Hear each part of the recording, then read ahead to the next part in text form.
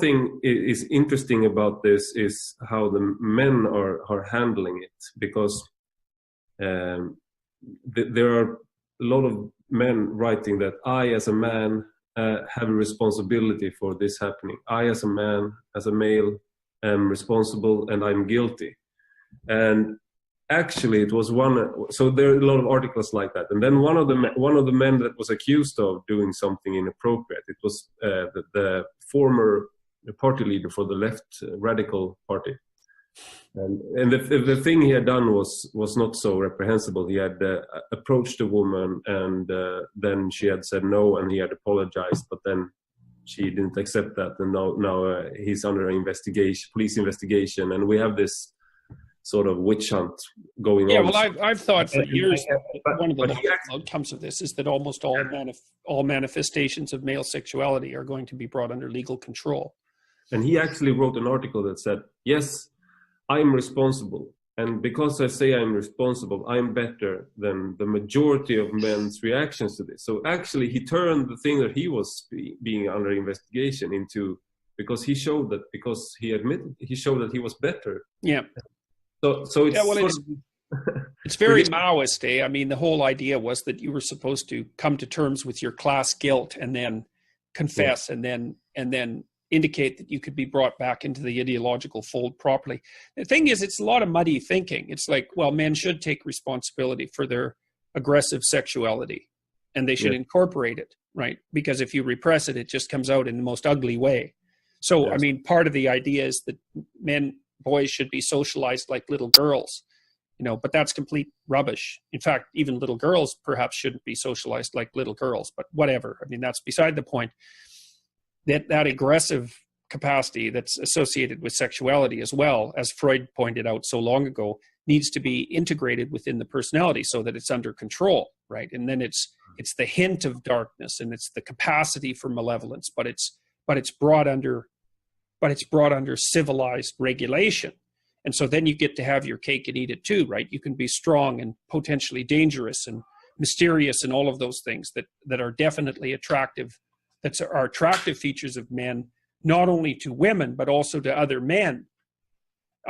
So you have to take responsibility for that. But that doesn't mean that you should identify yourself as the member of a guilty group because of a class-based accusation, right? That's just, you're not guilty as the member of a class. I mean, that's part of the reason that I've been pushing so hard against these postmodern neo-Marxist ideas, because one of their essential predicates is that you can be guilty as the member of a class. And that is, I don't know if there's a more dangerous idea than that. There might be, because, there's a very large number of extremely dangerous ideas, but that one's up near the top. Yeah. It's happening to a great degree in the United States too, lesser so in Canada, but every day there's another, slew of influential men who are being outed for their past sexual misbehavior, and that's I don't have much to say about that, except that to use that as evidence for the group-based guilt of men as such. Yeah, well, whatever. It's going to get a hell of a lot worse before it gets better, I'm afraid. I think this is also, I would like to ask you about this as well, because as a man growing up in a country like Sweden, you have to, I would say that I think a lot of boys at least are confused what it means to be a man. And then you have these public figures, adult males, admitting to collective guilt and trying to be sort of the new male, which admits to guilt, the feminist, the good man. And if you're the castrated fat tomcat of a man resting on top of the warm TV, whose what would you say, moral virtue consists in his harmlessness. Exactly. Sad. And what's the advice to give to, because what I see a lot of men trying to find their way and trying to find out what it means to be a man. And I think that's a lot of them turns to you. And or a Yeah. person like Jocko Willink that interviewed you, and because and why do you think that is? I mean, is it the because it doesn't seem you're not sugarcoating life. You're not giving them. No, well, and the funny thing about, well, there's a couple of things that I'm doing that are different from what people usually do, you know. So in the last 20 years, the constant message to young people is self-esteem, self-esteem, feel good about yourself. It's like, I don't buy that. I think that you look at yourself in the mirror and you think, Jesus Christ, I could be a hell of a lot better than I am. Yeah. And so, and the thing is, there's nothing more complimentary to tell a young person than that. It's like, look at you, you're a wreck. Grow the hell up. There's so much more to you than you're manifesting than you can hardly imagine. It's like, well, you think that's a criticism. It's like, no, it's not. It's a great compliment. It's like, look at how much more you could bring out into the world. Yeah. Get your aggression under control. Strengthen yourself. Like, take on some responsibility. See if you have enough bloody courage to tell the truth. Put your life together. Stop whining. And the men eat that up because no one's ever told them that, which just breaks my heart. Yeah. It's so bad. And, you know, the boys are pulling out of everything. They're pulling out of university. They're pulling out of life. They're pulling out of marriage. Yeah. And because of that, they're more awkward and unsophisticated than they would otherwise be, and much more prone to make sexual errors, some of which are, you know, predatory malevolence in the small proportion of cases. But it's another one of those situations, you know, like imagine that 1 in 100 men are sexual predators. Yeah. Probably, maybe it's 1 in 50, but let's go with 1 in 100. Well, that small proportion commit all of the sexual predation. Like if you look at criminals, it's the Pareto distribution again.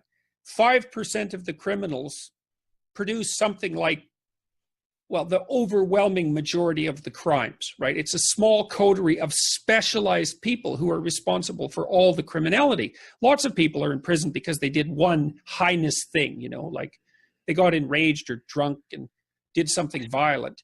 But there's the serial criminal types, and they're the ones that they like we had one guy in Toronto, for example, who ran a bike theft ring, and they finally nailed him.